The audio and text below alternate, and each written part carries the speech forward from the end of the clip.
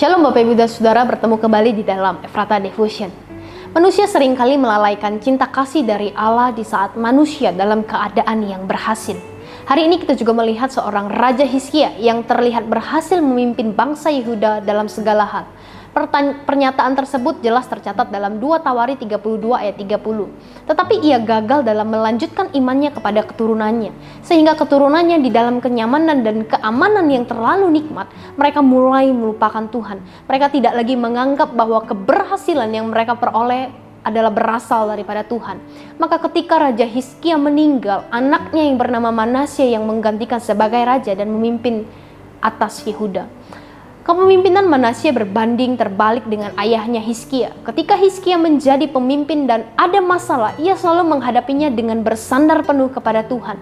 Sekalipun Hizkia telah dikepung oleh musuhnya, ia tetap tenang dan percaya penuh kepada Tuhan yang akan membebaskan daripada musuh yang ada padanya. Tetapi Manasye tidak mencari Tuhan. Ia malah mengacaukan Yehuda dengan mendirikan kembali bukit-bukit pengorbanan dan mesbah-mesbah, bahkan membuat patung-patung untuk disembah. Ia mengarahkan seluruh Yehuda untuk sujud menyembah dan beribadah kepada Allah-Allah yang telah ia dirikan. Pada ayat yang ke-9 jelas mengatakan bahwa Manasye menyesatkan Yehuda dan penduduk Yerusalem sehingga mereka melakukan yang jahat lebih daripada bangsa-bangsa yang telah dipunahkan. Tuhan adalah Maha Kasih.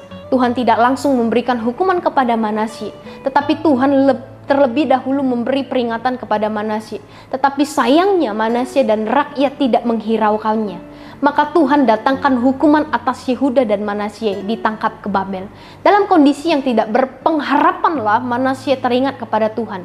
Ia merendahkan dirinya di hadapan Allah, berdoa kepadanya dan memohon belas kasihan daripada Tuhan.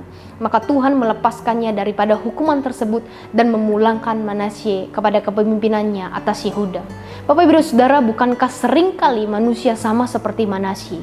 Yang ketika dalam kondisi aman dan nyaman, kita melupakan Tuhan, tidak lagi mengingat Tuhan, tetapi hanya mengejar keberhasilan dan menyombongkan diri atas segala pencapaian tersebut. Marilah kita jangan mengulangi kesalahan yang sama seperti Manasye lakukan.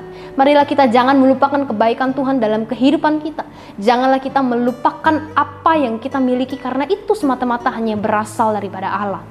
Bapak Ibu Saudara, Allah yang kita percaya dan kita sembah bukanlah hanya Allah yang memberikan berkat, tetapi Allah yang kita percaya juga adalah Allah yang Maha Pengampun.